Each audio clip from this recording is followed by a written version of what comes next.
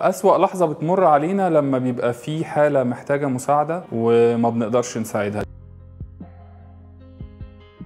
فكرة المؤسسة بدأت لما شفنا شخص مشرد في الشارع وما لقيناش أي كيان في مصر كلها بيساعد الناس دي. قررنا أنا ومجموعة من الأصدقاء إن احنا نعمل مؤسسة معانا لإنقاذ إنسان. خدنا أول ترخيص في تاريخ مصر للمشردين بلا مأوى. أحلى لحظة بالنسبة لي إني لما لقيت الفروع بتاعتنا بتكتر والمشروع بتاعنا فعلا بقى مشروع قومي وناس كتير عايزة تساعد فيه. خطتنا في 2018 إن احنا هنعمل مركز استقبال وتوجيه على مستوى الجمهورية، هيستقبل جميع حالات المشردين بلا مأوى من جميع أنحاء الجمهورية بدون أي شروط. أي حد عايز يحقق شيء ما يخليش الفكرة في دماغه مجرد فكرة، ويتعامل بقلبه ويدي أقصى جهد ليه، وأكيد هيحقق اللي هو عايزه.